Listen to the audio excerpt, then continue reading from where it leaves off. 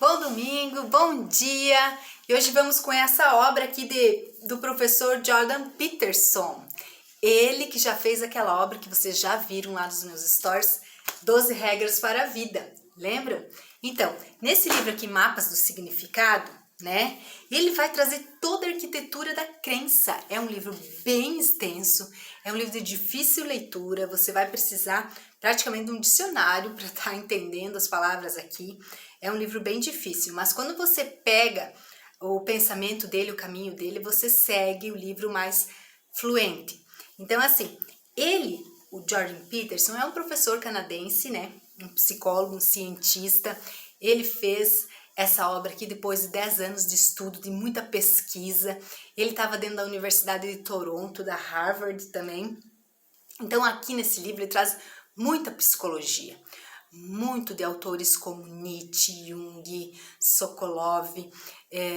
As crenças, né, para ele, movem o mundo. Então, depois de muito estudo, ele compreendeu, valendo-se, né, de uma psicanálise, da neurociência e das religiões comparadas, ele conseguiu compreender da onde se estrutura essa crença, né? Então, ele vai enxergar o mundo de duas perspectivas diferentes, né? Com duas esferas, como se fossem duas esferas. Uma no lugar da ação, onde o ser humano entende a vida como um palco de atitudes, um palco de ações, um palco de valores, onde você vai interpretar as ações humanas, né? Você vai viver uma vida plena de significado, né? Não somente através daquela parte mística em si, mas do significado daquilo que você está vivendo. E uma no lugar das coisas, né? Que você vai viver manejando coisas através do que elas representam e não as emoções, aquilo que elas significam. Então o mundo você enxerga de duas formas, ou de uma forma de ação, ou de uma forma de coisas, né? Mas ele traz também aqui um exemplo que os animais, eles não agem no mundo, não é que nem o ser humano, né? O ser humano responde com muita emoção e os animais simplesmente respondem às coisas, eles não agem, né? A diferença nossa com os animais. Então ele vai dividir o pensamento humano de duas formas. A primeira forma, antes da Revolução Científica, né, no século XVI, de uma forma pré-empírica, né, de uma forma onde você tinha somente uma verdade de forma significativa, né, que uma ordem mítica praticamente, você olhava para o céu, não era só um céu azul, mas assim, o que o céu retratava naquele momento, né, relacionado com os deuses, relacionado com o significado daquilo que o céu representava naquele momento para o ser humano. E outra forma, após a Revolução Científica, com vinda do século XVI, né, que vai responder com uma abordagem mais metodológica, né, uma abordagem em que enxergamos não apenas símbolos, né, os símbolos dos deuses em si, mas fenômenos sensoriais. Então, vai existir uma forma em que o ser humano começa a compreender como se a ciência fosse Deus. Tudo que a ciência falasse é uma realidade, né? É uma visão completa e perfeita das coisas. Então, uma revolução com a ciência transformou essa forma de visão do ser humano. Mas ele diz aqui sim que mesmo mudando essa forma mítica, né, que veio essa forma empírica, mudando essa forma mística das coisas, de você olhar símbolos, né, não foi apagado o ser humano. Um exemplo é o Natal, né? Ele fala bastante desse senso de justiça, desse senso de caridade que foi aumentado no ser humano, mas ainda a gente é pegado muito em misticismo, em crenças do passado. Por exemplo, a noite de Natal, né, que ela veio com o cristianismo primitivo e ela trouxe toda essa continuidade, mesmo que passaram séculos e séculos e séculos. Então o homem precisa desse significado, né? Ele não vive sem o significado daquilo que faz, sem o significado da vida, ele vive de uma forma que ele precisa valorar a vida. Então o autor, ele faz toda essa abordagem, né? Porque a ciência, ela não traz respostas morais, né? Ela não traz isso. Então o homem precisa desse fenômeno qualitativo do mito para conseguir viver, conseguir conhecer as coisas do mundo. Então ele vai viver sempre com esse olhar para o passado, né? Então o autor, dentro dessa obra aqui, principalmente no primeiro capítulo, ele desvenda toda essa fase, né? E depois, já no segundo capítulo, o autor vai trazer o capítulo mais psicológico de todos, né? O segundo capítulo é o capítulo mais psicológico de todos, onde ele vai fazer o estudo da mente, né? Estudo da mente do ser humano, as crenças. É um capítulo bem profundo, um capítulo em que ele traz todo esse aparato de Nietzsche e de Jung para trazer esses experimentos, esses elementos do ser humano. Então, para ele, tudo que é conhecido, né, ele é explorável, né? Tudo que você conhece, você explora. E tudo que é explorável, ele é representado pelo grande pai. O pai que é a cultura, o pai que é o território definido, aquilo que você vai e você tem a proteção. O pai representa toda a proteção, aquele modo tirânico, né? E tudo aquilo que não é conhecido, é inexplorável, né, que está lá no inconsciente, que ele ainda não é explorado pelo ser humano, representa a natureza, a criatividade, o natural, né, a grande mãe, né, a mãe natureza, que entre aspas tudo que destrói, tudo que é devorador. Então, por que destrói, devorador? Porque você tem medo do inexplorável, né? Enquanto que o explorado você vai, você tem confiança, você se aprofunda, o inexplorável às vezes podem fazer traumas. Então ele muda, ele faz essa diferenciação. E aquela explosão criativa que temos é o Divino Filho, né? Que é o processo de exploração, que é o cavaleiro, aquele que mata o dragão do caos. Então ele traz toda essa parte mística dos deuses, representando aquilo que é explorável, aquilo que é não explorável e aquilo que está naquele processo de transformação que é o grande filho. Então sempre a gente vai aprender com as coisas novas, enxergar aquilo que tinha por dentro da sombra.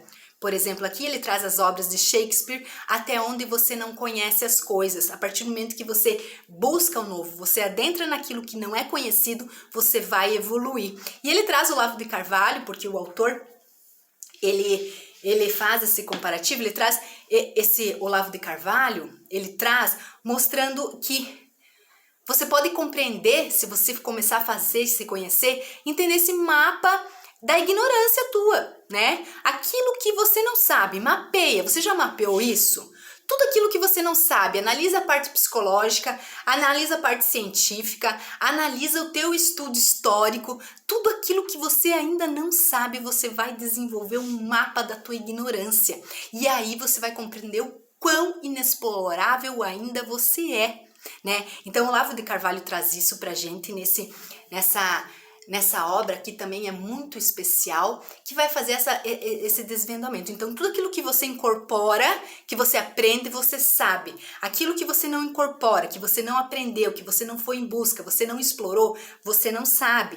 Então, as diferentes formas que o ser humano compreende o novo. Vamos supor, aconteceu algo diferente na tua vida, a forma com que você enxerga esse novo, a forma com que você faz resultar desse novo, as tuas emoções nesse novo vai dizer aquilo que você tem na tua alma. Como você reage com o novo, né? Aconteceu uma morte de um filho, morte de um pai, um acidente muito terrível que vem e amputa a tua perna. A forma de você reagir com o novo representa aquilo que você tem na tua alma, aquilo que você já explorou, aquilo que você já conhece. Então, quanto mais você buscar nas sombras, quanto mais você desvendar, quanto você mais limpar a mata que está lá no teu inconsciente, dentro do teu cérebro, mais você vai conseguir disciplinar as suas emoções. Então, ele traz tudo isso aqui. Que a partir das emoções do inesperado, definimos quem somos, as reações que temos com o desconhecido. Isso é muito importante dentro dessa obra, né? Você vai penetrar no caos e trazer essa transformação do ser humano. E a mudança acontece sempre dentro do interior. Mais um psicólogo, né? A neurociência vindo trazer para nós tudo aquilo que a gente já está no caminho, o interior, a busca por desvendar aquilo que está dentro de si, né? As respostas que estão dentro de si, né? Trazer aquilo que representa toda a nossa alma, né? Então a mudança ocorre no interior. Peterson é o oposto do comunismo, ele é o oposto do nazismo, ele é um liberal clássico praticamente, né? Ele sempre está na defesa do ser humano concreto. aquilo que ele vivencia, aquilo que ele representa, que muito das ideologias políticas refletem aquilo das crenças, aquilo que sempre foi dito, que foi passado de pais para os filhos, os avós, e foi vindo, e às vezes você nem sabe o que tu tá falando, mas você tá naquela crença, né? Então, o caos, ele coloca aqui que ele tem que ser parte integrante do ser humano. Por quê? Porque é no caos que a gente aprende. Então, quando a gente saber dominar ele fala um capítulo inteiro sobre o caos. A perfeição de dominação do caos para o Peterson foi Jesus Cristo. Em todo aquele caos, durante a crucificação, todos os testes que ele teve, ele se manteve sereno, sempre equilibrado, né? O poder dele de relevar tudo aquilo, as emoções, como ele dominava as emoções. Então, transformar tudo aquele mal que ele recebia, né? Em soberania do bem, como Platão falava. Platão já falava isso. Você transforma tudo aquele mal que vem num bem que te eleva, né? E isso é você regular as suas emoções. Então, no capítulo 3, ele vai falar muito sobre a infância, né? Tudo aquilo que representa a infância dos filhos, né? O acompanhamento, como é importante o acompanhamento do pai e da mãe na evolução dos filhos, né? E o aparecimento da anomalia, no capítulo 4, ele vai falar sobre as anomalias que aparecem pro ser humano durante a vida dele, como vai dar aquela ameaça, aquela integralidade que você já vivia, né? Aquela crença moral que você estava vivendo, a anomalia vem e perturba, né? Perturba, por exemplo, uma seca prolongada, uma pandemia, essa pandemia que a gente vem. Então, tudo aquilo que já estava estruturado para o ser humano, a pandemia vem e remexe tudo, ela muda tudo, a forma da gente sentir, a forma dos nossos costumes, o que a gente fazia, o que a gente deixa de fazer. Então, ela mexe no tradicional das pessoas. E aí vem um grande salto quântico, que é a mudança da cultura, a mudança das crenças. Hoje a gente não usa máscara, não é uma coisa normal, né? Então mudou muita coisa. Então ela vai fazer a reconstrução daquele pensamento do ser humano que estava ali, incrutido dentro do ser humano e que não ultrapassava. Porque até então a gente vivia de uma forma crente, né? De que aquilo era o normal. Então a pandemia vem e trouxe algo diferente, né? Então Peterson também, ele tem um lado bem político nesse livro, que ele combate aquele politicamente correto, né? Se o caos é o que reina nesse mundo, tentar sufocá-lo com as leis e regras que minam a liberdade de expressão, vai ocorrer uma catástrofe nas próximas gerações. Então, o que é essa catástrofe nas próximas gerações? É a gente se apegar naquilo que a gente acha que está certo e continuar fazendo como se fosse o efeito manada. Então, o que vem explicar para nós nesse momento, que ele não coloca aqui, mas é trazendo para o nosso cenário atual, é as fake news, né? Muitas vezes você não estudou, você não foi atrás, você não compreende nada daquilo que está falando, mas você está acreditando naquilo que estão colocando ali. E isso vai gerar catástrofes para as próximas gerações. Então, o agir em manada, né? O fugir do desconhecido. As pessoas tendem a fugir do desconhecido, porque o desconhecido, ele revira. O desconhecido, ele faz com que você adentre dentro de você, comece você trazer a tua humanidade, a forma crítica de você pensar, aquilo que está lá dentro ainda, tá massacrado lá dentro, então ele faz você despertar. Então as pessoas, principalmente as pessoas mais velhas ou as pessoas ainda que elas não querem viver naquela monotonia da vida, ou tá muito bom, tá tudo muito bom, então elas não querem mexer, não querem cutucar na sombra, não querem cutucar, né, nas feridas. Então toda a relação do desastre natural, você percebe como a gente se adapta? A gente já não tá adaptado com usar a máscara, quando você não pode sair para cá e para lá.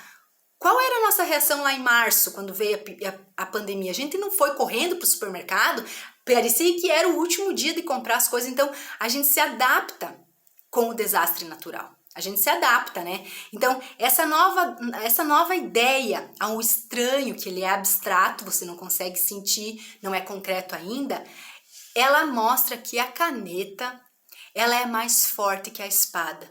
Por isso que os governos autoritários são perigosos, porque tudo aquilo que eles autorizam, que eles colocam como lei, é pior do que uma espada. Muito importante esse ponto de vista do Peterson dentro desse livro. Então ele fala nesse livro que o mal é necessário. Nós precisamos compreender o mal.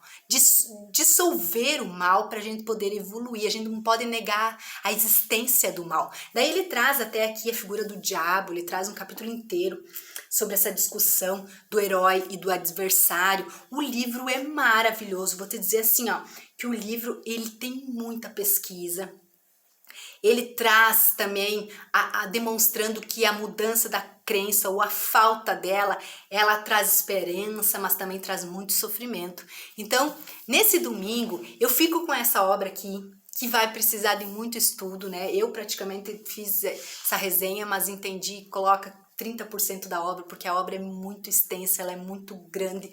Você precisa estudar muitas outras coisas, você precisa olhar o dicionário, você precisa ver vídeos para você conseguir compreender aquilo que o Dr. Peterson fala para nós, tá bom? A livro é muito extenso, daria muito tempo aqui para falar, mas no básico é isso, como as crenças mexem com a gente, como o desconhecido mexe com você. Você já fez essa pergunta para você? E se hoje você perdesse a visão? Como você reagiria? Como seria a sua emoção? Você estaria preparado para esse momento? Né? Se você ficasse paraplégico, se você não pudesse mais jogar teu futebol porque você quebrou tua perna, ou você tivesse que amputar a perna, ou você perdesse um ente querido, como seria daqui para diante? Como está dentro das suas emoções, né? Como você iria viver nesse novo cenário abstrato, né? Abstrato, porque ainda você não pode pegá-lo, mas como você veria? Então, hoje, nesse domingo, fico com essa obra do Dr. Peterson, muito bom, excelente livro. Pena que os vídeos dele ainda são todos em inglês, né? Mas essa tradução aqui em português nos leva a pensar, a analisar e refletir. Obrigada e até domingo que vem.